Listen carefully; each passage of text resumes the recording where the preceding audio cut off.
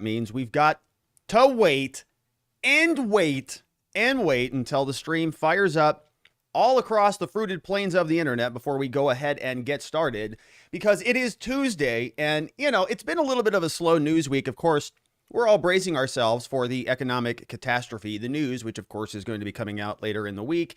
And we're trying to slowly come out of the post-Bannon coma, this sort of the hangover that we're sort of emerging from. And we've been trying to understand. Well, wait, hold on a minute. The stream is working. It means we can go ahead and get started. Let's do it properly, shall we? Hello, my friends, and welcome back to yet another episode of Watching the Watchers Live. My name is Robert Gouveia. I am a criminal defense attorney at the R&R Law Group. We're located in the always beautiful and sunny Scottsdale, Arizona. And today, we've got a lot to get to. I want to run through a couple of the big pillars of content that we're going to get to today. Let's take a look at what we have here from our mind map. And so it is, of course, Tuesday, July 26th. We've got three big little buckets that we'll dive into today. First, of course, is going to be Hunter Biden. It's been some time since we've unpacked some of the Hunter saga, but Hunter, we spent a lot of time on this in the months leading up to the election with Tony Bobulinski and all of that. And all of that was sort of blacked out on the media. Nobody could really talk about it. But now, as the media starts to turn on Joe Biden, as many people are starting to recognize what a catastrophe this presidency is, the tides are turning, right? The floodgates are opening. Somebody flipped a switch over there at the big media conglomerates, and now they're starting to talk about it. And now we're even seeing some responses from the FBI, from other levers of power, as senators, even like Senator Grassley, as they are demanding answers. And we're starting to get some of those answers. We're going to dig into that today. You can see here we actually have a clip from Chuck Grassley, who's going to share with us an update on his cornfield, which is actually very interesting. But he actually wrote a letter, which is what we're going to spend the bulk of our time unpacking. July 25th, this came out yesterday. And you can see here just from the headline, it tells us that this letter came from Senator Grassley's office over to two people. DOJ Merrick Garland, that's the Department of Justice. He is the Attorney General, who we're going to hear from in a minute. And the Honorable Christopher Wray over there at the FBI. And this letter is saying, hey, you guys have a big problem on your hands. Your FBI is corrupt as we all thought it is. And we'll take a look at that letter. And you can see, look at this. We got some mind mapping to attend to today. We're going to look at FBI agent. His name is Timothy something. I didn't put his last name in there. I forgot to do that. FBI agent Brian Alton. I think he is an analyst. And then we also are going to see how these two FBI agents may have interfered with the Hatch Act by posting social media posts that went against departmental policy, but really why these two guys may have been literally covering up the Hunter Biden story. These two guys, Brian Alton and FBI Special Agent Timothy whatever. So we're going to learn about all of that today. We're going to sort of extrapolate out from that letter and see if we can piece together what is going on. We also then are going to jump over to the next segment, which is really, these are all kind of, more or less similar. We're talking about prosecution and corruption at the DOJ. Well, a big part of what the DOJ is doing right now, they're trying to make decisions about whether or not to prosecute Donald. And so we have an entire series of clips that we will get into. Merrick Garland, actually, I think there's a big tonight, literally tonight, it might actually be going on right now, I don't know. But Lester Holt has a show somewhere, NBC, something like that. And apparently he's got this exclusive interview with Merrick Garland. I don't know that we're going to get anything useful out of there. They actually posted a clip of it already, though, and so we are going to watch it. But it's Merrick Garland talking about prosecuting Trump, right? Everybody is on pins and needles. Are they going to indict him already? What the heck is going on here? Liz Cheney said he was the worst president in the history of the universe and that he should sort of face the consequences of that. And so that begs the question, what is happening next? They've already made referrals over for other J6, seditious crimes, blah, blah, blah. Is it going to come to fruition that this all ends up at the feet of Donald Trump? We'll see. Merrick Garland has a statement there. He also testified, I think this was in front of Congress yesterday. So I pulled a clip from that where it's largely the same conversation. It's really about prosecuting Trump. He's not saying Trump, and he's not saying he's going to prosecute anybody, but he just uses this colorful language that people at the DOJ, we're going to follow justice. wherever it may lead. Well, that's beautiful, Merrick. Outstanding. I can't wait. What does that mean, though? We need to know what it means because we have an agency to run. So we'll take a look at that. We've got Watermelon Head. He's really looking ultra watermelon-y, as you can see right there. I mean, although he's also looking pencil necky there as well, so it's complicated. I don't know. This one is really a good picture. When I take these screenshots, I just am screenshotting away because I'm skidding in here on show prep. But it's both a pencil neck and a watermelon head. So, pick which one. Use whatever pejorative you want here. This is that kind of show today. But he's talking about prosecuting Trump and how excited he is. And so we'll get into that. And then, lastly, we're going to get to Fani. We have Fani. We talked about Fani previously. Do you know how I know? Not because I remember talking about her specifically, but because I remember talking about her name, Fani. And it's Fani Willis. She's Fani Willis. She's a prosecutor over from Georgia. And she is now going to be booted out. Oh, did I not link that one? We'll see if we can get to that one. But she apparently is not going to be prosecuting anybody because it's so evident that she is highly corrupt and highly partisan. And so the courts have said, you have to be disqualified because, my goodness, this is just ridiculous. So that's all under the Donald Trump prosecution segment. And then lastly, we've got some follow-up to do with old Cassidy Hutchinson, the star witness of the January 6th fake sham show trial garbage committee. She's now back in the news. Cassidy Hutchinson, remember, she was the woman who literally, they had to drop everything. They said, okay, we have a surprise hearing. We said, what's the surprise? They said, well, if we told you, then we'd ruin it. And then they didn't tell us, and they brought this woman out, and she was all dressed in white, and she came out here. I'm going to tell the truth, right? And you stand up and you say, do you promise to tell the truth? Yes, I do. Okay. She did all of that. Then it turns out she's full of garbage. She's told us, number one, that Donald Trump was assaulting a Secret Service driver, an individual who was supposed to take him to the Capitol. She said that he said, do you know who I am? I'm the president. And then when the Secret Service agent said, I don't care, Trump apparently reached across the shoulder and ripped his clavicle apart and then took the steering wheel and then, crammed it up on the Marine One helicopter and then, saved America by killing bin Laden or something. I don't know what happened. But her story just went out of control and everybody said, what? He did what? He assaulted the Secret Service? That's a pretty big bombshell here, Cassidy. We'd like to know more. Press that button. Would you like to know more? Yes, I would.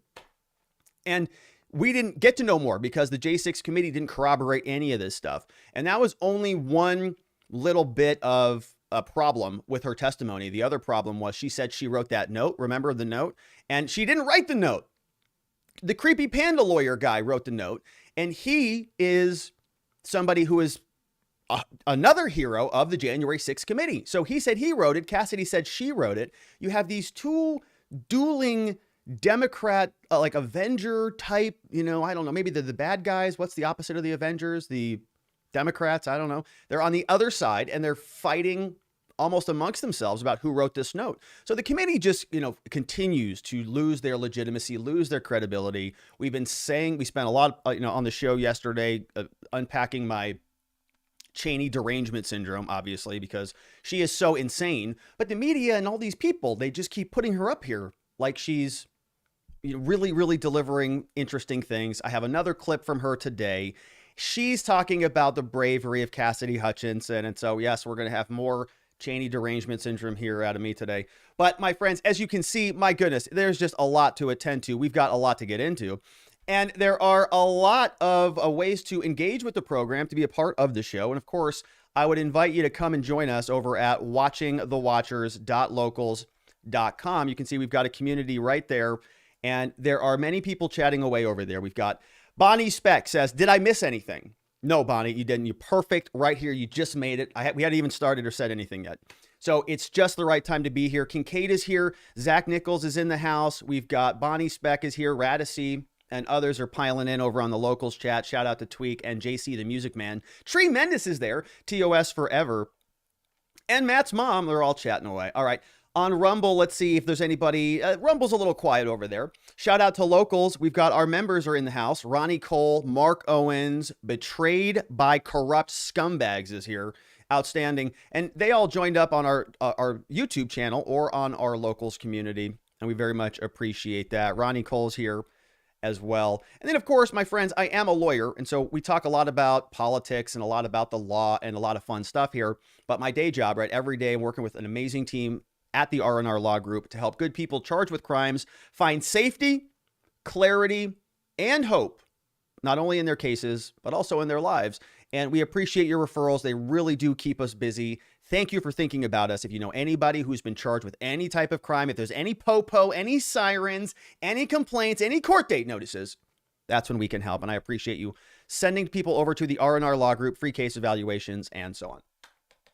And Larry 1 is over on Rumble now. Shout out to Larry 1. All right. And so, as I said, now we have a lot to unpack. Now we're going to start with Hunter Biden because, right, this is kind of the prosecution that should have been, the prosecution that really may have changed the entire course of the country if the FBI, if the media had allowed this story to percolate when it should have percolated, when it was actually newsworthy, right, when it was actually legitimate. In the months up before the 2020 election, there was all sorts of stories about this, laptop, hard drives, all sorts of stuff going on. Hunter Biden apparently, lost a firearm. His ex-wife, who was his brother's wife, who was whatever. All of them were, losing firearms and stuff. And the Secret Service was covering up for him. And the list goes on and on. So Hunter Biden now, right? Everybody's sort of, is something going to happen? Is he going to get prosecuted now that the media is turning, now that the Biden sort of conglomerate is seemingly losing control of the narrative, right? He's starting, they're taking on water, in other words. And so Hunter Biden is out, and he is been the subject of a lot of scrutiny from this senator, Chuck Grassley. Now, Chuck Grassley comes over from Iowa, and he sent a very interesting letter over to Merrick Garland, over to the FBI, which we are going to get into. But first, let's learn a little bit more about Chuck Grassley before we actually get into it. So here he is, right? He posted this on Twitter, and he does these updates. And he's actually a very interesting guy. I think he's very interesting. Update from the field. He posted this 2 days ago, July 24th. So that would have been on Sunday. It's got almost 130,000 views. Okay, now he gets kind of made fun of. People on Twitter and a lot of the people in the mainstream. Like I saw a lot of the blue check marks with the Ukraine flags. They were all sort of, dunking on him for this. And it just, it reminds me of how out of touch a lot of people are. Like, this is your food. This is where your food comes from. What do you think this stuff just like comes out of an Amazon box? Here he is. A week ago, I showed you pictures of the tassel just beginning to show. And we probably didn't even have the ear started at that point. This is how corn works. At the point of pollination. And so you have little seeds fall from the tassel onto what we call the silk. This is a strand, each strand leading to what's going to make a single kernel on this entire ear. So this is how corn is fertilized. We call it pollination. Pollination. And in a couple months, this will be a mature ear of corn. And in about 2 weeks, you'll see this strands that we call silks will be turning brown. Wow. And that means that the pollination is completed. There you go. So I didn't know any of that until I watched that video. I was like, that's very interesting, actually. All those little threads, they're going to turn into the little kernels of corn. Wow. All right. So that's where your food comes from. All right. So hopefully the people in California will now understand that. Now, this is Chuck Grassley. Okay. So a nice sort of Iowa guy, and he's very angry about what's going on with the FBI, rightfully so. Here's a letter that he sent over on July 25th. And so we'll pull this open here. I forgot to do this. I always do this, but I'm going to pull this open again in the browser so that we can mark it up. I really want to show you exactly what's going on this puppy because it's some good stuff. And here it is. You can see back over on July 25th, this letter is something that came out yesterday. And it's going to the two people that we referenced at the start of the show, both Garland and Director Wray. So it's the FBI and it's the Department of Justice. And as we zoom in on this, right, we see here July 25th, it's coming out of the Senate office. And it's all about Hunter Biden. And Grassley has been really focused on Hunter Biden for quite some time.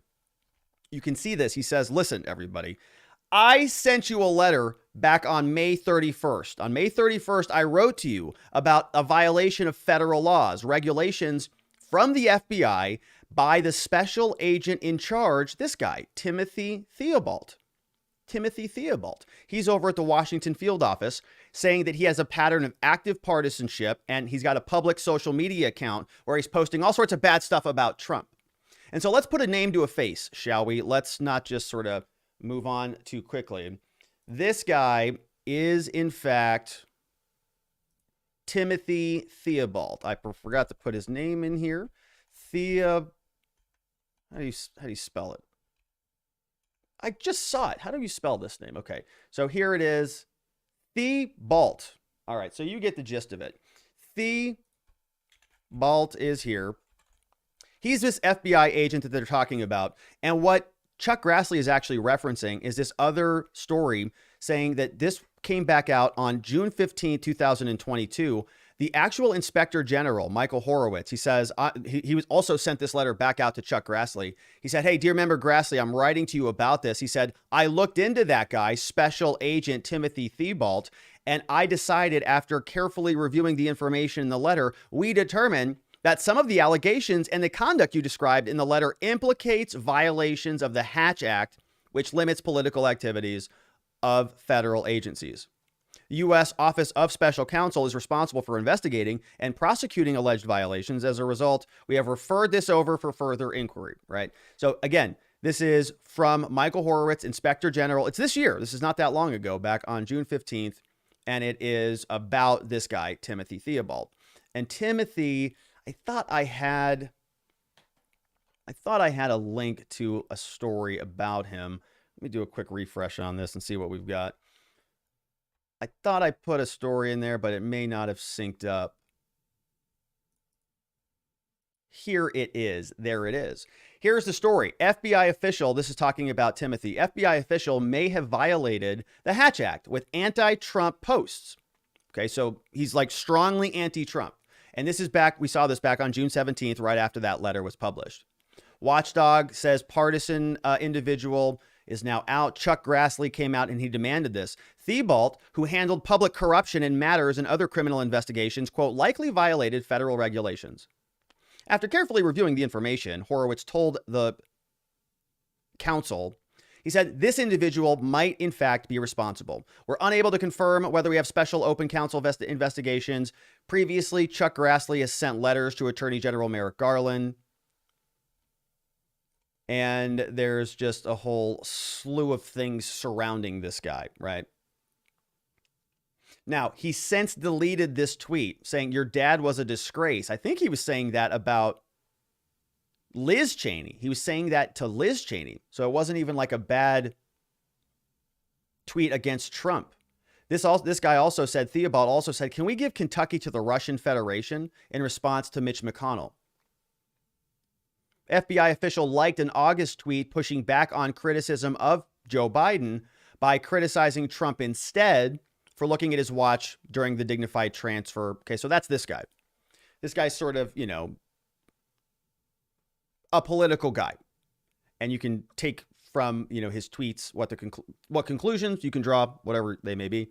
But of course, he's got a political bias and you're not supposed to have that. So that's who we're talking about, Timothy Thibault. Now, when we go back over to the letter, this is the letter that Grassley sent over to the FBI and the DOJ. He says, in that prior letter about Tim, I noted Congress has a constitutional responsibility to ensure that the executive branch executes the law and uses taxpayer money appropriately. In furtherance of that responsibility, we've got an obligation to get rid of fraud. So my letter invited individuals to contact me to confidentially report fraud and abuse resulting from Thibault. That guy. In response, okay, my office, this is where this whole sort of lid gets blown off of this thing.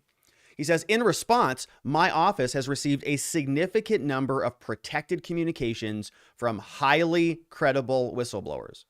So he's asking about, legitimately, Thibault, and he makes this open invitation to the FBI, and all these letters just come pouring in.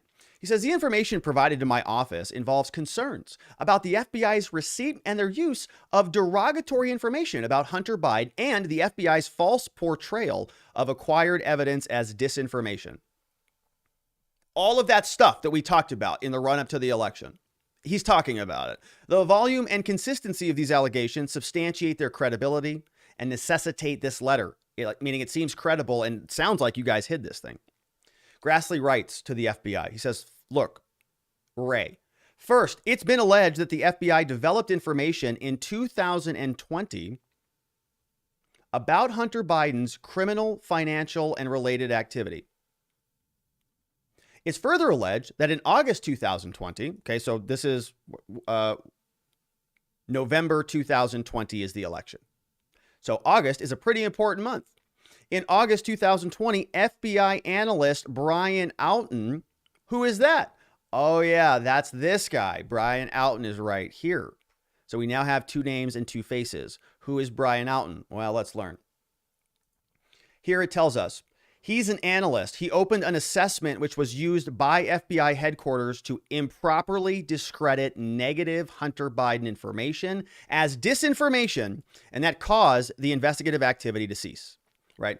Evidence comes in, you categorize it, you apply a label to it in one direction, and then it goes into a follow-up category.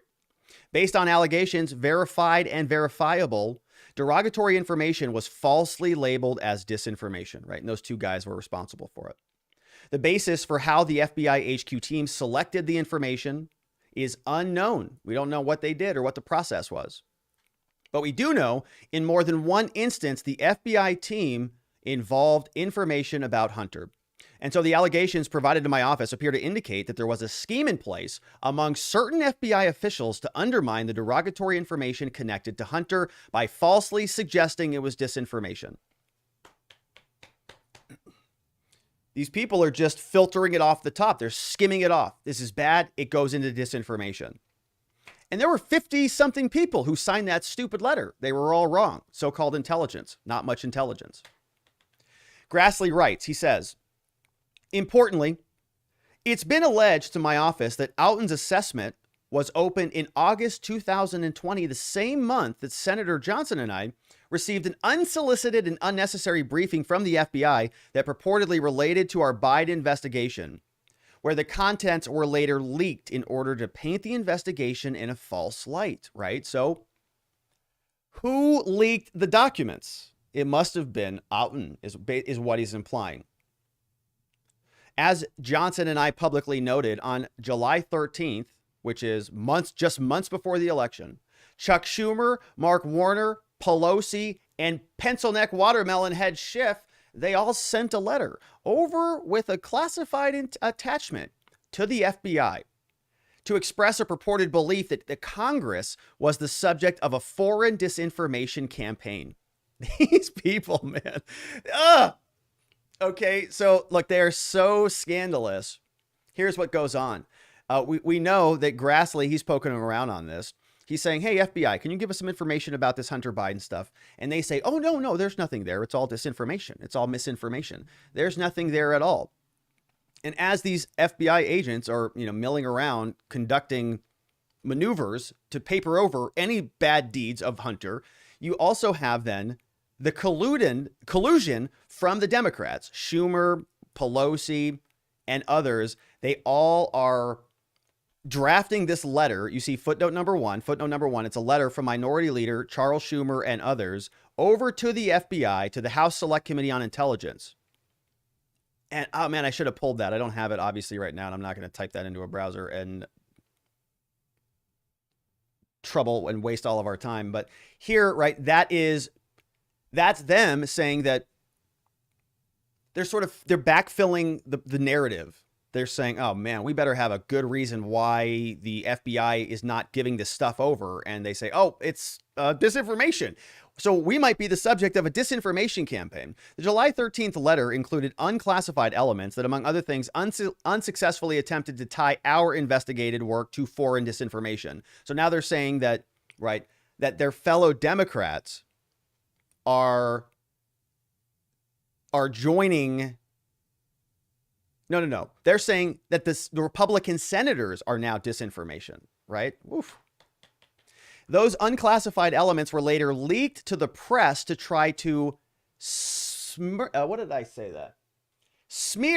Biden investigation is unrelated foreign disinformation. Then fast forward 3 days, on July 16th, Ranking Member Peters and Ranking Member Wyden requested a briefing on matters related to our investigation. They wanted to know about the same FBI HQ team that discredited the derogatory Hunter Biden info. We have another footnote letter here. Ranking Member Ron Wyden, he sends a letter over to others. So we have a concurrent opening of Outen's assessment. The efforts by the FBI HQ team and the efforts by the FBI to provide an unnecessary briefing to me and Johnson that provided our Democratic colleagues fodder to falsely accuse us of advancing foreign disinformation. He says it draws serious concerns.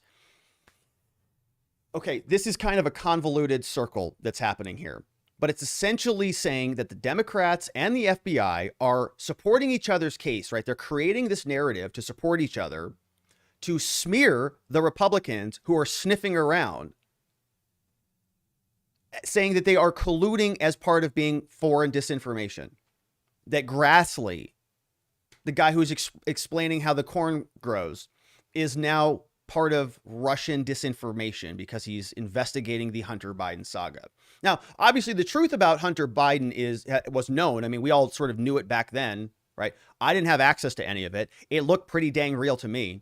Everything that we saw, all the stories that came out, and I'm not a highly trained ex-CIA official or anything like that. There were 55 of those morons, the intelligence experts with a lot of national security experience who obviously had no idea what they were talking about. They all came out and said this was all disinformation, right? It's all part of this. They created a story. The FBI supported the story. And then the FBI got a letter from the House Foreign Affairs Select Committee that does all the intelligence work. And they said, this could be a problem. We saw this exact pattern in the Michael Sussman trial, the exact same circle.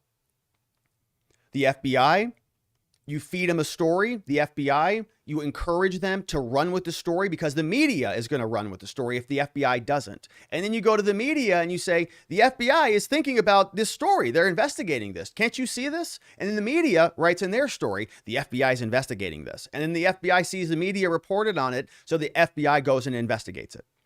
Right? They're feeding off each other, and they're doing it in a way that is entirely not, connected to reality, right? The Hunter Biden story obviously is true, was obviously always true, but they concocted a narrative in opposition to it. And they're smearing their own political opponents. So, this was happening a long time ago, well before the J6 committee even started, they were doing this. Now, second, it says, Grassley writes, look, FBI, it has been alleged that in September of 2020, investigators from the same FBI headquarters team were in communication with FBI agents responsible for the Hunter Biden information targeted by Outen's assessment. The FBI HQ team investigators placed their findings with respect to whether reporting was disinformation in a restricted subfile reviewable only by particular agents responsible for uncovering specific information, right? So different files are assigned to different people, and you sort of, have a need to know basis. You can't just go rummaging through somebody else's files like, whoa, what are you working on? Ooh, what's in there? No, none of that. This is problematic because it does not allow for proper oversight and opens the door for improper influence, they say. Here, he says, third, in October 2020, an avenue of additional derogatory Hunter Biden reporting was ordered closed at the direction of Thibault. October. Remember October surprises and all of that? FBI orders it closed. Grassley says, my office has been made aware that the FBI agents responsible for this information were interviewed by the FBI HQ team in furtherance of Outen's assessment. So those two are now sort of in cahoots. It's also been alleged that the FBI headquarters team suggested to the FBI agents that the information was at risk of disinformation. However, according to allegations, all of the reporting was either verified or verifiable via criminal search warrants. So How was it disinformation if it was verifiable by U.S. government entities and institutions? You check another search, you check another agency. Is there a warrant? Yes, there is. Oh my goodness. That's weird. How did the Russians insert disinformation into your federal criminal justice system? And it's conveniently connected to Hunter Biden, and it shows up that there's a perfect chain of custody. You can follow the entire inquiry. Weird. How'd that happen? I don't know. But Thibault just decides, oh no, it's disinformation. Nothing to see here in October of 2020.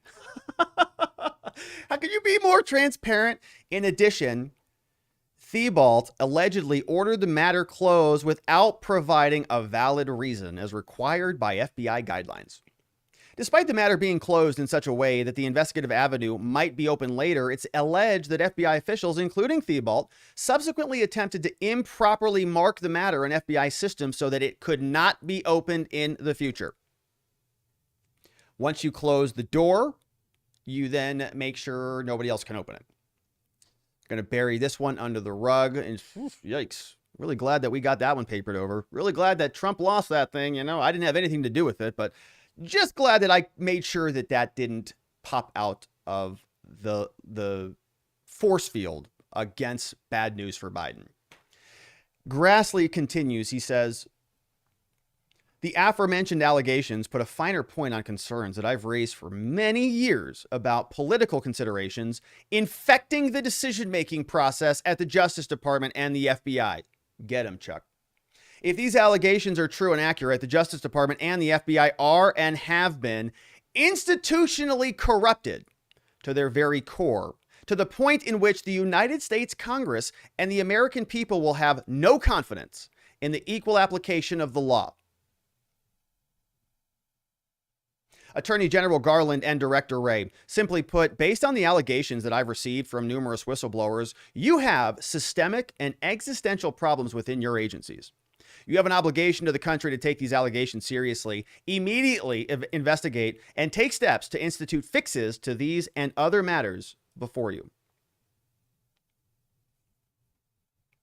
In light of these serious allegations and my ongoing investigation into the Justice Department and FBI misconduct, I expect you to provide the following no later than August 8th, 2022, as a preliminary matter so that Congress can perform an objective and independent review of the alleged misconduct from your offices.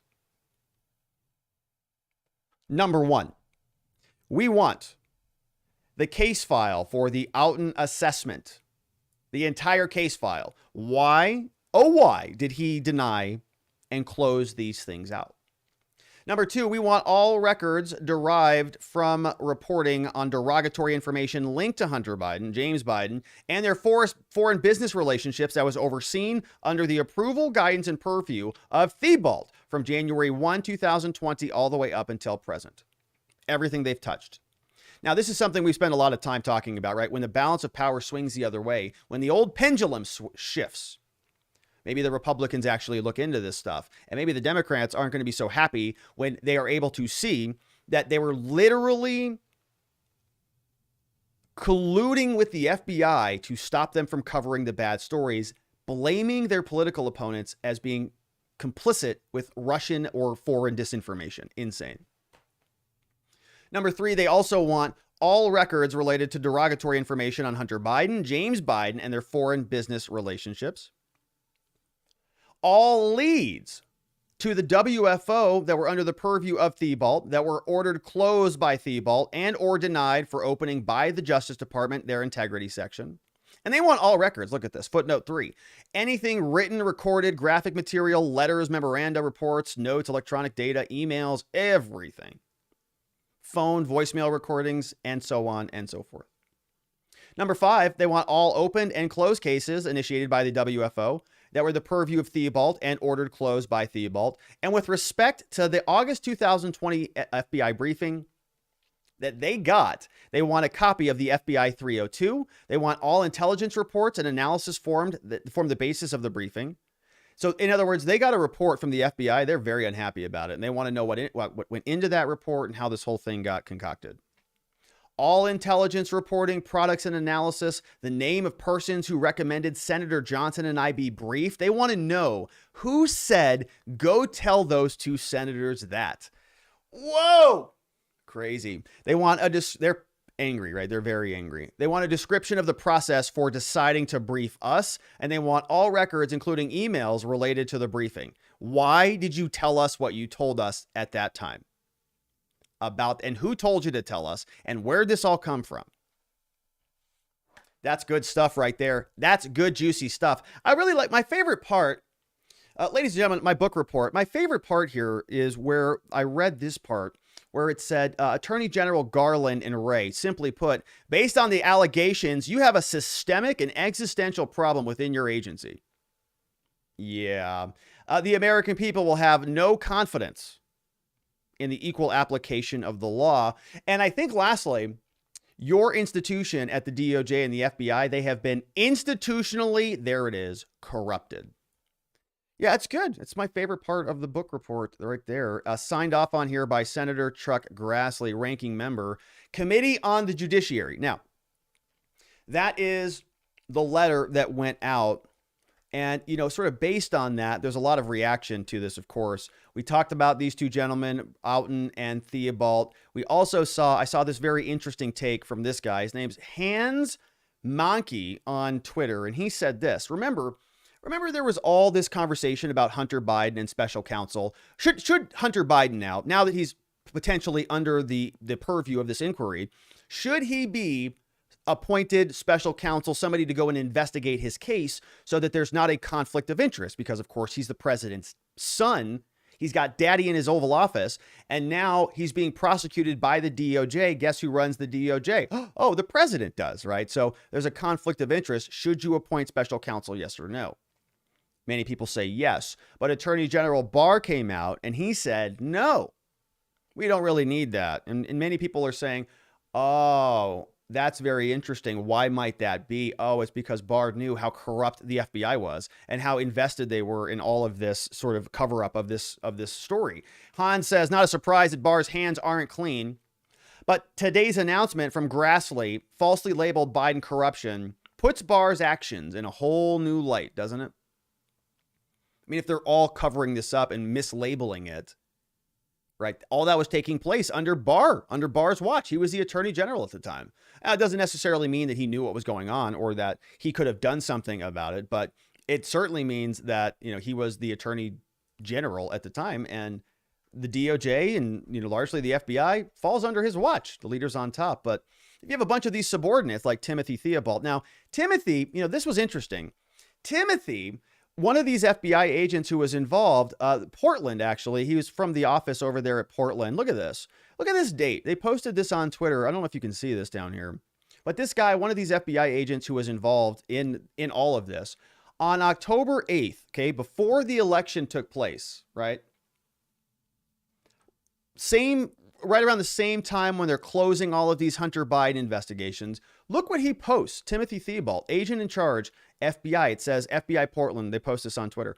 What is the FBI doing to combat election fraud? Whoa, nobody's even talking about election fraud in October 2020, right? I mean, they're talking about it just like generically, you know, but the election hasn't happened. But the FBI Portland is, what is the FBI doing to combat election fraud? And it's the same Timothy who's apparently closing all the Hunter Biden saga. He talks about our role in investigating crimes. Let's listen to him. FBI. What is the FBI doing to combat election fraud? Here's Timothy. The FBI is charged with protecting the rights of all Americans, including their right to vote. While the responsibility to ensure a fair election process lies primarily at the state and local level, the FBI takes allegations of election-related violations of federal law seriously. The FBI investigates federal election crimes that generally fall into three categories: campaign finance crimes, voter ballot fraud, and civil rights violations. The FBI... Well, I for one, am really happy that they got that whole thing ironed out. You know, they warned us about it in October, and everything was beautiful. It was the most secure election ever. And he was there to make sure it happened, right? Wasn't he? He's there making sure. Washington Field Office works with our state and federal partners to engage with other law enforcement partners and provide resources about the FBI's role in elections. Okay, so he just read from a teleprompter there. Same guys invested in all. You see the same faces kind of just show up in different things and some of the same different issues. It's very, very curious, isn't it? Now, we'll see what ultimately happens. Is Hunter Biden going to be prosecuted? Is anybody going to be prosecuted for the entire hoax, the sham that we got sold, that there was nothing to worry about? The whole thing was baloney. Hunter Biden, they told us this, and turns out it's all true. Any repercussions for that? Any of those 50 intelligence officials who signed that document, any repercussions for them? Any electoral consequences? Reputational consequences? Not really. Is Hunter Biden going to be prosecuted? Probably not. And we talked about this on our morning walk and talk earlier today, which sort of looks like this. This is me just kind of walking around, And we were talking about Hunter Biden specifically. And if he does get charged, it's probably going to be something small like a gun charge or something, something very minimal. Not anything to do that's going to be ultimately consequential, because it's just sort of tossing something at the people to make them happy, to make them go away. We'll see. Now, the person that they are extremely interested in prosecuting by contrast, Donald Trump. Donald Trump, of course. And Merrick Garland was out there. He's actually, I think, an interview is debuting with Lester Holt today. I think it's today. They might drag it out for a little bit, but they did post an actual snippet of this, and they're talking about Donald Trump and prosecuting him. Here's the headline over from NBC News, and you're going to see they're going to be doing this interview, I think, tonight. Merrick Garland calls the Justice Department investigation the most wide-ranging investigation in history, which is a stupid line. They keep using it. But he said, right, that they plan to prosecute anyone who is criminally responsible for interfering with the peaceful transfer of power. An exclusive interview is taking place later tonight, and so I actually do have that clip. Let's listen to it and see what he has to say. Here is Merrick Garland with Lester Holt. You said in no uncertain terms the other day that no one is above the law. Yeah.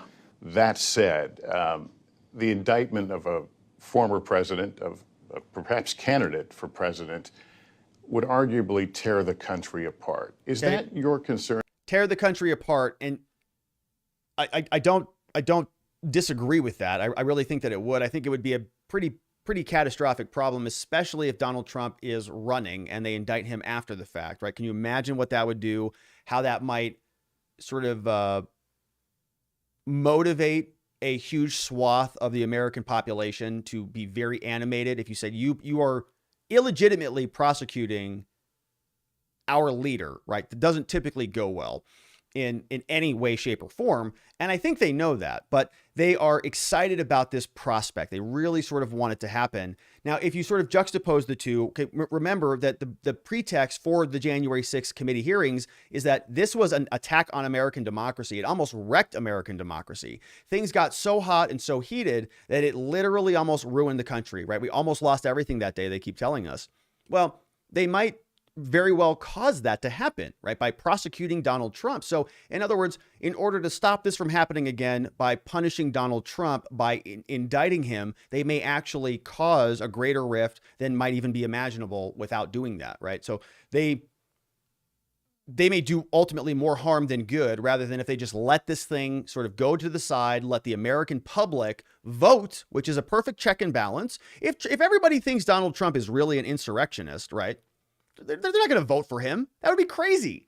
Are there really that many Americans who are going to go vote for an insurrectionist? I mean, the vote is a check on government. The people, they're a lever of power, right? You check the system by checking in with the people regularly and changing the leaders from time to time. So we have a check on that. If the people really are upset with what Donald Trump did, they're not going to vote him in. Easy. They're going to put up Gavin Newsom or somebody else, and they're going to say, even though I don't like this guy, I don't really want an insurrectionist in charge. Obviously, right? Right? You would think that. So why then do they have to indict him? Why do they have to go through this whole thing if even Lester Holt knows one of the consequences might be wrecking America, pulling the country apart. That said, the indictment of a former president, of a perhaps candidate for president, would arguably tear the country apart. Is that your concern as you make your decision down the road here? Do you have to think about things like that?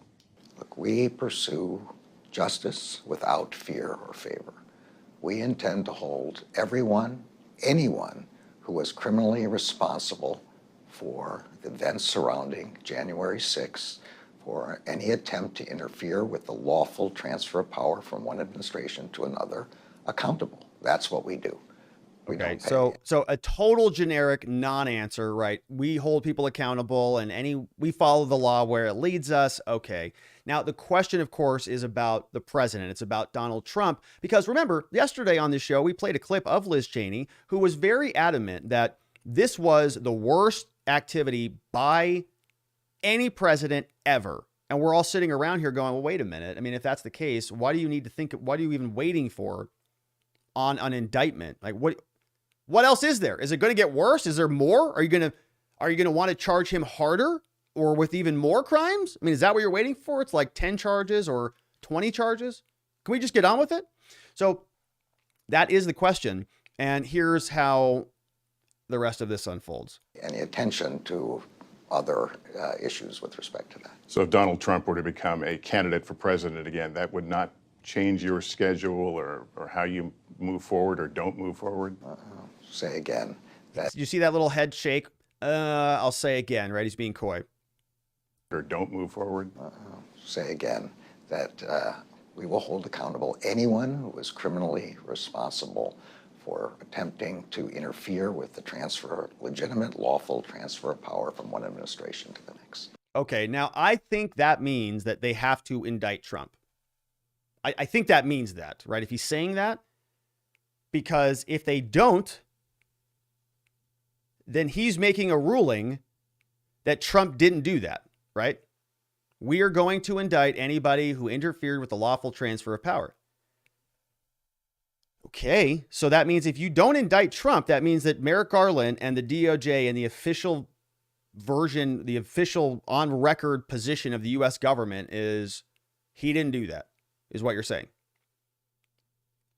I think that's the only way to read it. And if that is true, right, the entire democratically aligned government is postured to say that he has to be indicted, that he did interfere with the lawful transfer of power, right? That's the whole story. Intentionally, willfully, he did it. He led the mob, all of that.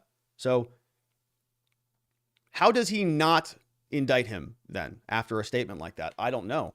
And that means that we may have a brouhaha coming, that's for sure. Here is Merrick Garland also. I think this was yesterday. Now, this was recorded with a potato before it was uploaded onto Twitter. But here is Garland saying very much the same thing. No person is above the law in this country. Nothing stops us. I don't know how to, maybe I'll say that again. No person is above the law in this country. I can't say it any more clearly than that. There is nothing in the principles of prosecution, in any other factors which prevent us from investigating anyone who's criminally responsible for an attempt to undo a democratic election. Nobody's above the law. Heard that line a lot. But I think, the converse, the corollary of his argument is nobody is going to be above the law, and we have to, I think that means that they have to indict him. So the next question is going to be then what comes first? It's the chicken or the egg. Do they indict him or does he announce? Because if he announces and then they indict him, it looks absolutely political, right? But if they indict him first and then he runs, I think that looks better for them. But they don't want to indict him, because if they indict him, that really makes every other single January 6th case highly problematic. And it's going to really, really, really agitate a huge swath of this country. And I can prognosticate that a big portion of people who were kind of sitting on the sidelines, who were just kind of like, well, whatever, we'll see where this goes, Ron or Trump or anybody, they're not going to feel that way anymore. They're going to feel Team Trump 100%, because that's what happens when you tell people that they are insurrection terrorists just simply by virtue of the fact that they supported somebody and their political ideals. It's nuts. But here is Schiff. Now here's pencil neck watermelon head. And this one's a really, sometimes we all have sort of bad days. It might have been early in the morning or whatever. And my face gets swollen from time to time. You see like on the morning walk and talks, like at the start of the morning. But when times are not at the start of it, it's like my very, it looks a little worse than at the end of the show, but or at the end of the morning walk and talk, but you can see a little puffy there. And we give everybody some break and some grace on this show, except Adam Schiff and Liz Cheney. So here is Adam now, and he is on Face the Nation, and he's got a face for the nation right there, doesn't he? Let's listen to him as he's talking about the old Trump prosecution. The Attorney General has committed to following the evidence wherever it may lead, and it has led to Donald Trump. And so I think the president should be investigated. Whether they'll ultimately conclude they have proof beyond a reasonable doubt to charge him and to convict him, that will be up to the department. But what we have demonstrated just in the last couple of hearings is that when all else failed, when all these other lines of effort to overturn the election failed, he made the decision to bring a mob to the Capitol. When he learned they were armed, his response was, then take the magnetometers down. He wanted to march with that mob, that armed and dangerous mob, to the Capitol, and when he was refused... Armed and dangerous mob. What is he talking about? There was like, one firearm? Look at the charges. There's like 0 fire. There's like a handful, okay? Armed and dangerous mob with spears and water bottles. And brought to the safety of the cafeteria or the dining room in the White House. He wouldn't lift a finger as he watched on TV police officers being beaten and gouged and sprayed with chemicals in the most supreme dereliction of duty ever. But also, those multiple lines of effort, I think, invoke various criminal laws, and his conduct ought to be the subject of investigation. There it is. So he ought to be the subject of investigations. And all right, so you can see he mentioned a couple things there. Dereliction of duty, right? That's a potential charge, a whole slew of other charges.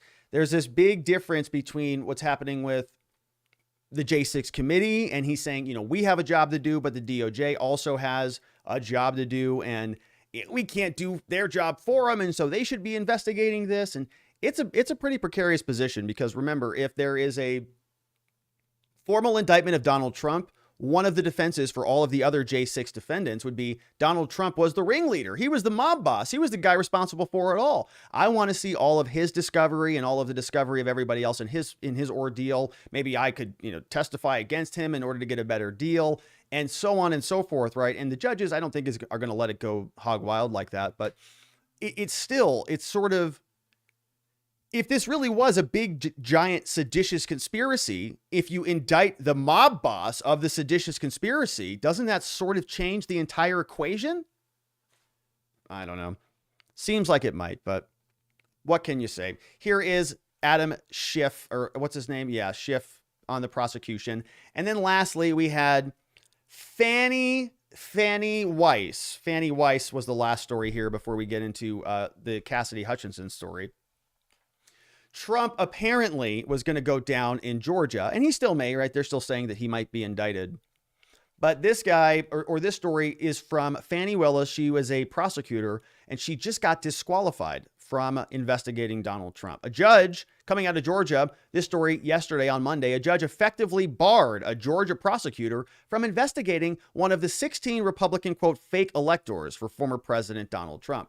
Right? Remember this saga where there would be competing slates of electors. The sort of the Secretary of State would certify one ballot or one batch of electors, and then the legislatures would come out and say, no, they were corrupt. Here's our slate. And there was that big sort of fight going on. Well, a lot of the local prosecutors are going after those so-called fake electors and saying you are illegitimate and now you're committing fraud and all of that. So this woman, Fani, is going after these fake electors, and the judge apparently came out and said that a recent campaign fundraiser for this woman, Fulton County District Attorney Fani Willis, that she hosted for a Democratic political opponent of a Republican state senator, Burt Jones, disqualified her. Right? She's out raising money. She's out being hyper aggressive in terms of her partisanship. And the judge said, you can't do that. You're a prosecutor. You know, you're prosecuting political opponents. Fulton County Judge Robert McBurney denied a motion by 11 other Trump electors to quash a grand jury subpoena. Trump is being investigated for criminal meddling in Georgia's presidential election, which Joe Biden won. Judge said, nope, you're barred from this. And it basically bars her team from issuing subpoenas, from categorizing him as subject to any of this stuff. Interesting. All right. So Fani just got thrown out on her butt, didn't she? All right. So that is the final sort of part of the Trump prosecution story today. And then lastly, but not leastly, of course, we have Cassidy Hutchinson and her text. Now, Cassidy Hutchinson was the woman who was the subject of that surprise hearing some time ago, maybe 2-3 weeks ago now. And we've got two bona fide lies that we've uncovered and really, really spent a lot of time talking about. One was the clavicle saga. Cassidy Hutchinson apparently reported that Donald Trump was hijacking the SUV after the Capitol speech, breaking clavicles and elbowing Secret Service people and saying, I'm the president, do what I say, and all of that. Didn't happen. No corroboration. Secret Service has disavowed. That never happened. Not proven. The other story was that she wrote the note. Remember that big note that Liz Cheney shoved on the screen in front of everybody's faces? She didn't write it. Didn't look like she wrote it. Looked like somebody else wrote it. And somebody else has claimed that they wrote it. And that person's name is, I think, John Engelman? No, that's not him. He's the panda guy, the panda lawyer. Eastman, John Eastman. No, maybe it's not him either. I don't remember the names. Anyways, it's not coming to me, but he is the panda lawyer. He said, I wrote the note, not Cassidy Hutchinson. So we have another interesting set of revelations from her. But before we get there, let's take a look and see what Liz Cheney has to say about her. Remember, just a couple days ago, this was on Sunday, she was hitting all of the media airwaves, and she said, it is tremendously moving and inspirational to see the honor, the courage, and the patriotism of the women who have come before the committee like Cassidy Hutchinson, Sarah Matthews, Shay Moss, Ruby Freeman, and Carolyn Edwards. It's beautiful, isn't it? And here's what she said. Let's listen to this clip of her because it is just something spectacular.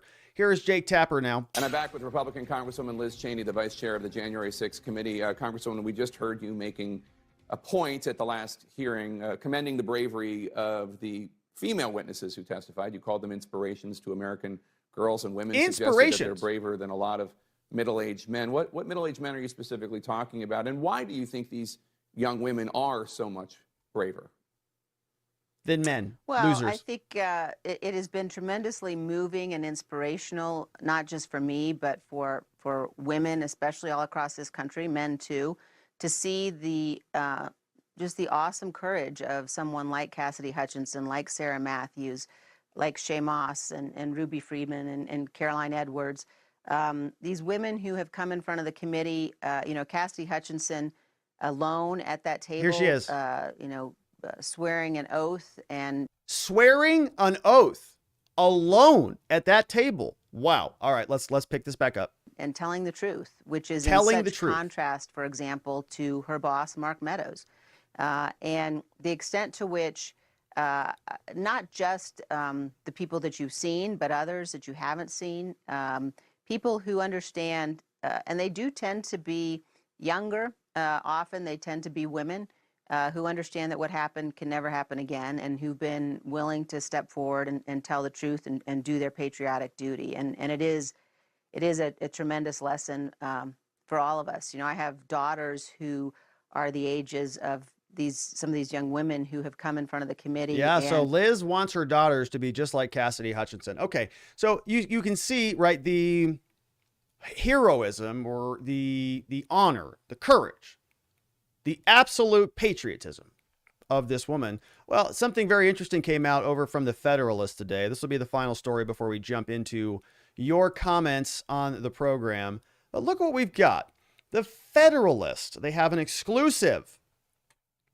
In private, breaking news, in private, Cassidy Hutchinson joked about the riot, called the J6 committee phony, and praised Donald Trump before changing her story. By Molly Hemingway and Tristan Justice, July 26 over at the Federalist. They write, Hutchinson commiserated with other targets of the probe about how little information she had about any wrongdoing on January 6.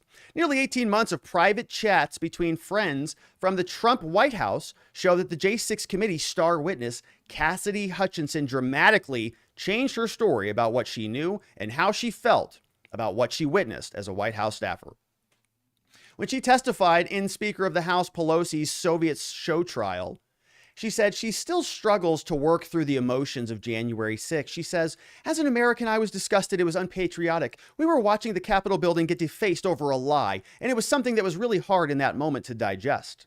In her 2 hours of testimony, Hutchinson made a series of blockbuster claims incriminating Trump, her White House colleagues, and even her direct superiors. Relying on third-party conversation, she claims that Trump tried to violently hijack the limousine. She was denounced for that, saying it was fabricated just hours later. She said the president was aware the protesters had deadly weapons in them. She said that former White House President Counsel said that we're going to be charged with every crime imaginable. But many of those were disputed. There it is. Eric Hirschman disputed another claim, saying that he wrote the note that she took credit for, right? Lie, lie, lie, lie, lie. But the left-wing media went hog wild. They said a 25-year-old was a showstopper on par with Nixon. The most impressive thing ever. NPR called it incredible. Cassidy Hutchinson changes everything. But, says the Federalist, oh, very curious. In a series of private communications that came out from December 2020 through May 2021, shared exclusively with the Federalist, Hutchinson commiserated with other targets of the probe about how little information she had about any wrongdoing that day and lamented about how corrupt and politicized the committee was. Far from being upset with Trump, Hutchinson repeatedly spoke in favor of him and his presidency. Says, I would rather shoot myself dead in the Potomac than see a Marine One flying around this city without 45 again. She wrote in a message. November 2021, Hutchinson was among the first to be selected to go in and go into this committee. In the weeks and the months following, Hutchinson continued to disparage the committee in private, repeatedly joked about the same riot she now says leaves her with emotional scars. 6 days after, she called it a phony committee. Around the same time, she told a former colleague that her testimony would have nothing to offer. Other than a handful of irrelevant texts, she says, I have literally no documents about anything. Same, she wrote back. Of being subpoenaed, she wrote, we were effed by Benny Thompson, the chair. She joked that he would be sending her to jail and hoped another friend would come visit. Here's the group chat. In a group chat, a friend shared a tweet from another former House colleague. There's this tweet that they're spreading around. It says, I just met a real-life conspiracy theorist, totally irrational, radicalized by dangerous disinformation, in complete denial of evidence, led down the rabbit hole by fascist extremists to embrace fringe viewpoints. She thinks Joe Biden, quote, won the election. I'm literally shaking, right? Hutchinson praised the tweet, added, when we win again, we're making her comms director or press secretary, right? We're really, really happy about that. Back in December 2020, Hutchinson had been happy to use the phrase stop the steal to describe the efforts. A January 5th tweet notes that she stopped by the Capitol, where the Trump supporters had gathered, right, saying, we got to see our people. She joked about trying to invade a friend's park, right? Here, look at this. In dramatic contrast to new claims of her being, quote, disgusted with the riots, in November 2021, which is not that long ago, Cassidy joked about trying to invade a friend's apartment in a building called Park Chelsea. She said, let's have an insurrection at Park Chelsea. How about January 6, 2023? It's kind of funny. Yeah, I mean, we were joking about this yesterday. It's like, when's the next insurrection? You know, I got to get my supplies on Amazon for my insurrection, my water bottles to throw at officers. Joking, for the love of, don't send me a subpoena or send me one. I don't care. By March, she was joking about placing a prominent image of Trump addressing his supporters from the White House ellipse on a January 6 background for her Zoom recorded deposition, right? How about I just put like the rose garden behind me? She's joking. On my depot, I'll change my Zoom background to be something that funny. She joked that she might use an image from an infamous scene in the Oval Office where Vice President Mike Pence awkwardly sat between Pelosi and Trump. Let's see if this is what this is.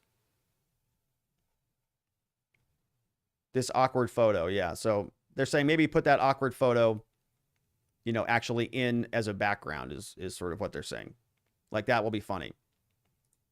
Okay.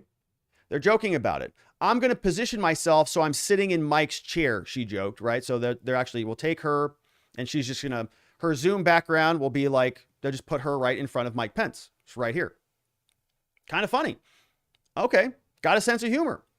Now here's the joke, right? I'm 100. This is from to Cassidy, it looks like. I'm 100%, somebody is messaging Cassidy. I'm 100% going to Trump filter my Zoom background when I'm subpoenaed. It'll be like Trump standing outside Mar-a-Lago. Or maybe the iconic picture of Melania in Trump Tower surrounded by gold furniture. That's going to be their Zoom backgrounds, right? It's kind of funny. And then Cassidy responds. She says, I'm going to use this picture. I'm going to position myself so I'm sitting in Mike's chair. I'm going to fill the spot in. Or maybe this photo, right? Maybe she'll send this photo here where she's going to be Donald Trump. Making a joke about the whole thing. In May, Hutchinson outlined a conversation she had with a stranger in D.C., a real conversation that just took place, she said. Person on sidewalk. Your sweatshirt says 45. Let's see when the date is in May. I don't know if that's May of this year. It's a real conversation that just took place. She says, person on sidewalk. They said, your sweatshirt says 45. Cassidy says, yes. Person says, like Trump? Yes. Person stares. 45 Trump. She says, I'm an insurrectionist. And then I put my headphones in, the end, right? She's joking about it. I'm an insurrectionist. Ha ha ha, right? Just like we all been joking about it. Yes, everybody's an insurrection. I know. Yes, the guy who cut you off, yes, he's an insurrectionist. America's over because of him. I got it, right? It's like a joke. It's like we're all racist. Okay. Same thing here. Before their public embrace, a different view of Liz Cheney. Oh, Hutchinson also aimed fire at the committee and Vice President and Vice Chair Liz Cheney, the Wyoming Republican. The two women publicly embraced in the committee room after she testified, an unusual interaction for congressional proceedings that are supposed to be legitimate. There was a puff piece. They said that they had an unlikely bond because they're two women and she inspires Liz's children. In September, though, Hutchinson disparaged Cheney and Illinois Representative Adam Kinzinger. The two Republicans, quote, handpicked to serve on the committee by Pelosi as a crop of losers. Accurate. Discussing how other anti-Trump extremists had declined to run for re-election rather than face certain defeat at the hands of Republican voters, Hutchinson said she didn't think Kinzinger or Cheney would take that approach because, quote, their egos are too effing big. She mocked their self-conception as the Republican martyrs. Says, I think Liz being, quote, the future of the GOP is a massive stretch. True. Hutchinson wrote in one string of messages, I think she does have the power to cement the anti-Trump rhino movement and really capitalize off it on a national scale. She'll never, ever turn the tides in her favor. Ever. Wow, right? That's an astute observation. This Cassidy Hutchinson's no joke. She knows what she's doing. It's a good observation. That's exactly what we talked about this morning on our walk and talk. Yeah, she is the future of, or she is trying to cement herself as the anti-Trump rhino. 100% accurate. Even if Trump were to fall off the face of the earth, her neocon policies are not where the base's ideological politics currently are, nor will head, she wrote. She conceded that Cheney's hatred of Trump had tremendous sway thanks to corporate media's amplification and assistance. But I do think this maneuver is, by consequence, quote, future shifting for the GOP, and that she does have the power of the media, the determination, and the cutthroat mentality to capitalize off this. We talked about this literally yesterday. We talked about it. I said she was an operator, right? Cold calculating as can be. Cassidy agrees. Less than 1 year later, Hutchinson was really embracing Cheney, radically changing her story to match what Cheney and the corporate media desired. Her earlier comments were made while she was represented by Trump allies and lawyers, talking with friends about Trump's second term, but then suddenly changed her representation weeks before she publicly testified. Former Representative Barbara Comstock, who like Cheney is a never-Trumper, offered a way to help pay Hutchinson's legal bills, and a well-positioned lawyer offered to represent her pro bono. The change in attorneys coincided with a complete turnabout in her story and a dramatically different posture from Cassidy Hutchinson. And the story just goes on and on. So I'd encourage you to go read the rest of it over there at thefederalist.com, because obviously they've done their homework on this. But you can see, right, she's just not an honest person, evidently.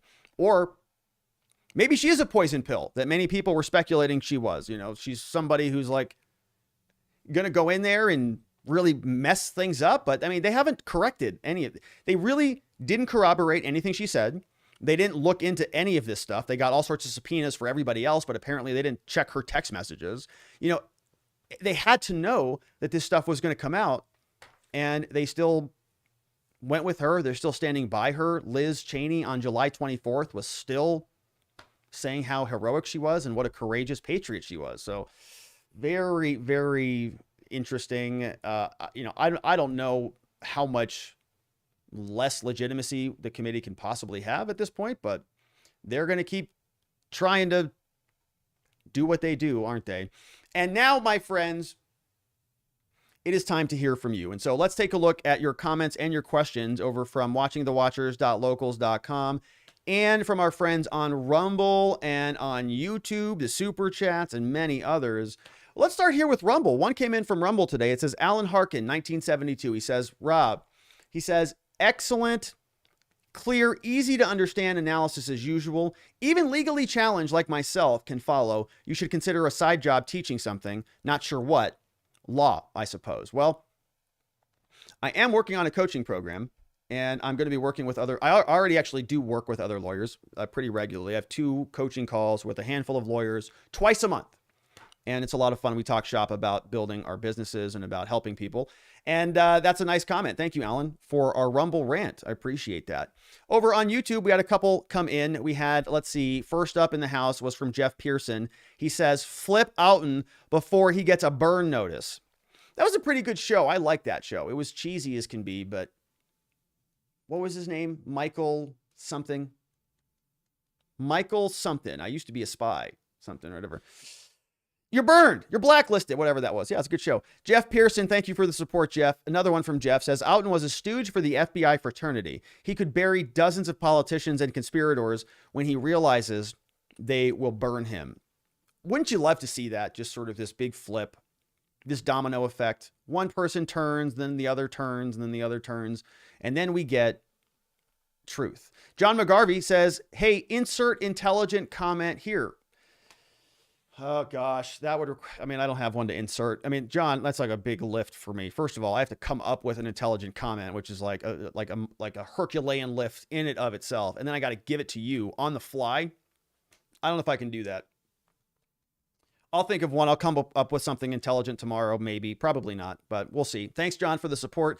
JM is here. He says, thank you. I love your work. Thank you, Jay. I love you back, and I appreciate you being here. Thanks for the super chat. Molly Dolly says, do you think Cassidy's arm was twisted into a deal to help the J6 committee, or do you think she suddenly got ticked off at Trump? I think it's probably a calculated shift. I mean, I think she probably is both. You know, I've sort of, one of my criticisms of Trump has been that he sort of doesn't seem like he protects some of the people in his orbit all that well, right? He's sort of fast moving. It's like, what can you do for me now? If you can't do anything for me now, if you're sort of like a fallen soldier, well, sorry, we just got to keep moving forward.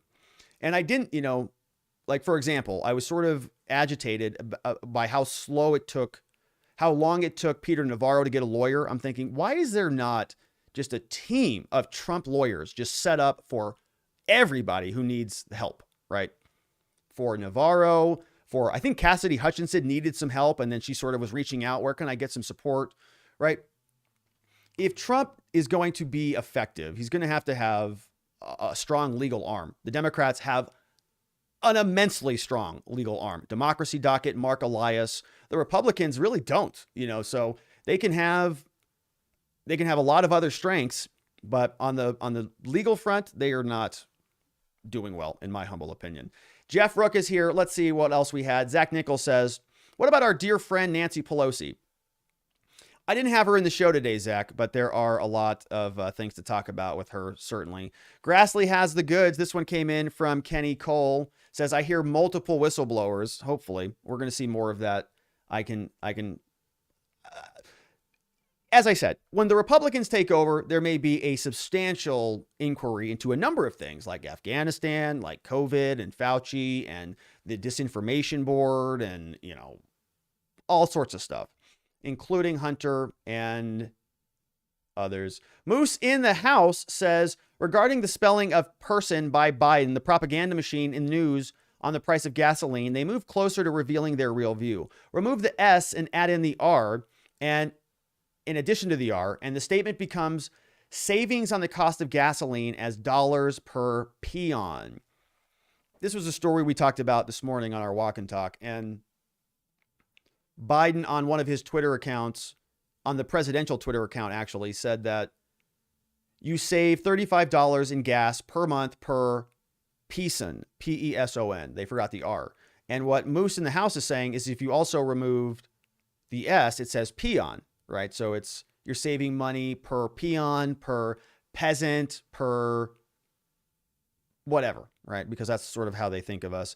TOS Forever says, terrific Tuesday evening, Robin, watching The Watchers. And Ed J says, good evening, all. Good evening there, Ed. Heather and Three Girlies is here. The Three Girlies, along with the youngest girlie in the house, says, I love Chuck Grassley.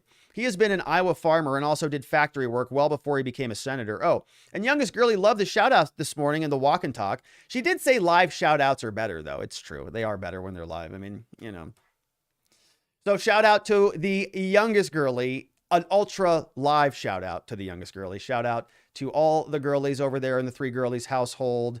And yeah, Chuck Grassley, he's a fun guy. His Twitter account is really pretty hilarious. And he kind of shares some fun stuff, not the standard fare. Tricky on Rumble says, can we get a class action against Pelosi and Bowser for not protecting the people's house and scaring us for life? Not really, not really. There's sort of there's a rule about justiciability and whether you can sue somebody, whether you have standing. There's a kind of a prohibition against lawsuits for general grievances. You can't sue somebody because they're not doing their political job type of a thing, because the remedy is not a lawsuit. The remedy is the ballot box. Like, voting has a function other than us just wanting different leaders and things. Like, it's supposed to result in better governance. It oftentimes doesn't do that. But, you vote. If Pelosi is problematic, you have elections every so often, you vote him out. Now, that doesn't happen for some reason because these people get entrenched in power and it's hard to shift them out of anything. But that's the point. Jeff Rook says, I see a disconnect between the current role of judges as interpreters of law and what I see as their historical role of dispensing justice. I imagine judges as people who were willing and able to say this person technically broke the law, but they clearly didn't intend to. They didn't harm anyone. Does this make sense from your perspective? I know judges can use discretion at times, but it feels like judges of old have been replaced by orderlies tasked with reading and enforcing whatever laws are in front of them. Secondary question, time allowing, does this come up at law school?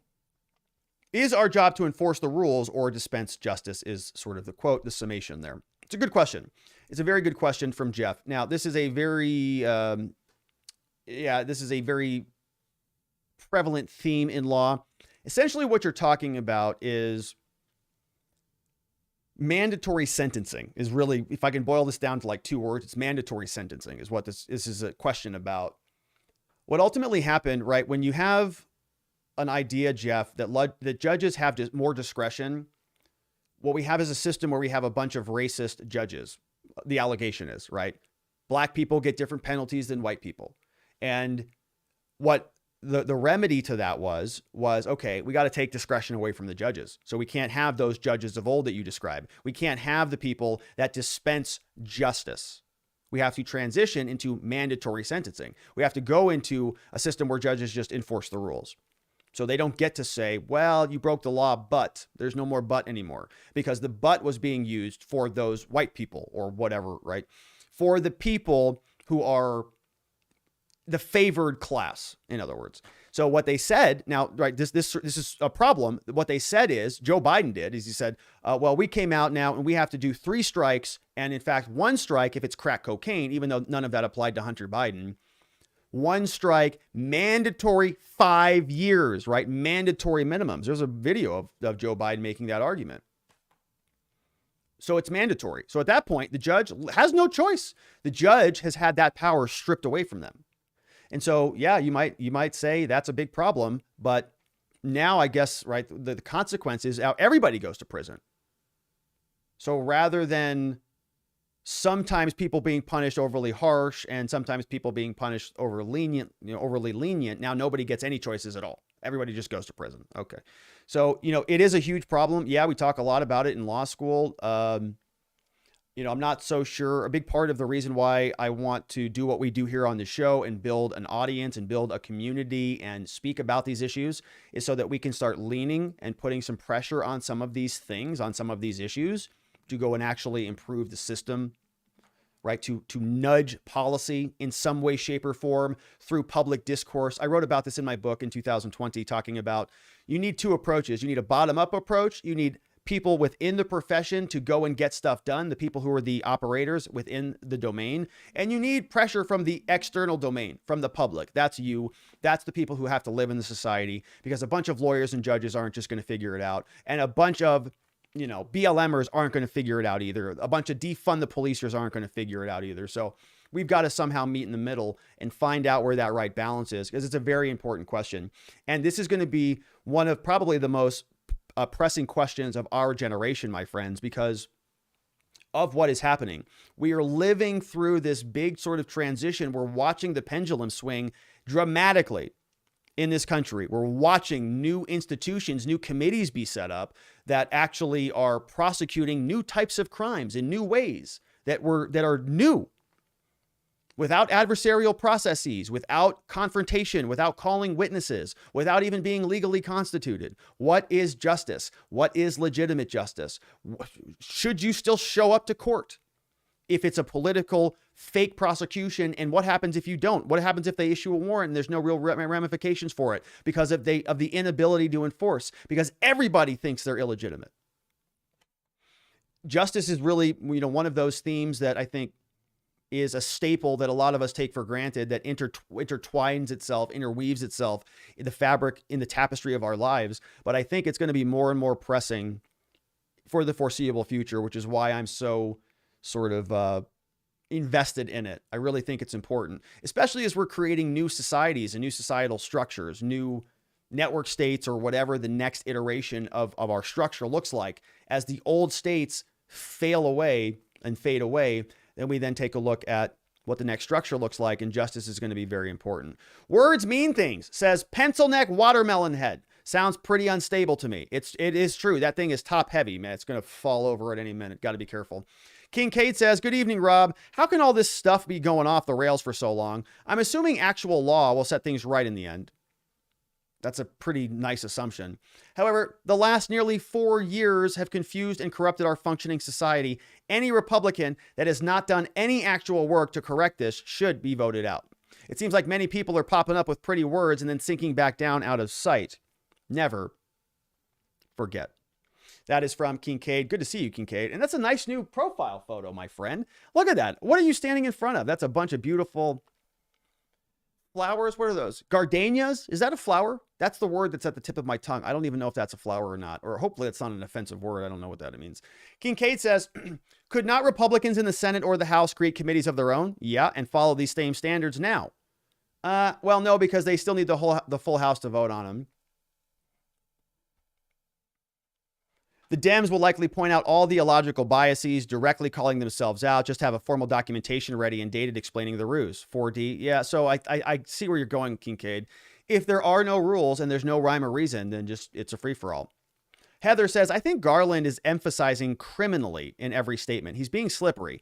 I think the big emphasis on criminally because they will have to prove it beyond a reasonable doubt. I don't see them finding a charge against Trump because his words show no criminal intent. Everyone would see it as a political prosecution if they try. If they had anything against Trump, I think the DOJ would have already charged him. I agree with you, Heather. I don't think that they're going to. I really don't. Like today I was being sort of facetious with Garland. He's not going to, I mean, they can't do it. They really can't. If they do, it's going to open up so many problems. So he's just going to hint at up until the very end.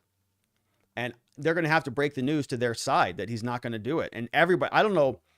I mean, talk about meltdowns. What kind of a meltdown is there going to be when Merrick Garland comes out and says, we're not going to charge him? Ooh, baby. Get your salt shakers, baby. Those are going to be filled up. Get buckets. Get your 5-gallon buckets that day because it's going to be salty. Ed J says Trump did nothing criminal. How can they indict him? Indict him for what? I don't know. Make something up. They've done that for a bunch of other people. And if anyone should be indicted, it should be Adam Schiff for evidence tampering and for lying to Congress. Yeah, well, he may get his comeuppance, no doubt. Thunder 7 says only the Dems, the unhinged left, are above the law. They are a criminal cartel, period. They don't need a special counsel for Hunter. They need 10 of them. The Biden crime family corruption is as wide and deep as the swamp they wallow in. But I have no fear. Durham dropped 30 subpoenas last week, including those who unmasked Flynn. A huge reckoning is coming that will shake the country to the ground. From Thunder 7. And Grouchy Old Cat Lady says, next time they should all bring squirt guns to cool things off. Yeah, I mean, I think she's talking about the insurrection there from Grouchy Old Cat Lady. Because I think they were hot. They were throwing water bottles and things got a little bit, warm. And so you just bring squirt guns, super soakers, all that type of stuff. Jeremy is here. Says, Rob, always enjoy your walk and talks. It cracks me up when you suddenly stop mid-sentence and say, is that a lemon tree? When I'm out walking, I do the same thing. I'm always curious to identify plants and trees. I said, is this a lime? And then I thought, where are you? You're in Arizona. You know that, right? Oh, yeah, it's not a lime. It's a lemon. It's a lemon tree, obviously. So Jeremy caught that one. Wild Child says, my bet is Cassidy thinks she's playing them. She's going along with the committee now to get some job security, and then she's going to flip her narrative when the red wave flushes the toilet on the Dems. P.S. Kincaid is in front of some beautiful rhododendrons. Okay. Here we have former LEO says, any and all FBI and DOJ personnel if found guilty of malfeasance should be immediately terminated, forfeit their pensions, and be prosecuted to the fullest extent of the law. This is a stain on law enforcement that can't be washed off, and I take it personal, as do most law enforcement officers. Lynette says they need to go to Garland Archipelago with the J6 victims as their jailers. Here, Thunder 7 says people have to remember the majority of Americans do not support Biden, the J6 committee, Cheney, Hunter, FBI, or CIA. In fact, the majority do not support the swamp. Just because they have loudspeakers with the fake news doesn't mean anyone actually believes them or even watches them. Most people don't even watch the MSN, and they're getting the truth from alternative news. The Patriots are winning, even though it doesn't appear that way. Nice optimism there from Thunder. Heather says, do you think the committee could be blackmailing Cassidy? She flipped really hard and fast. Either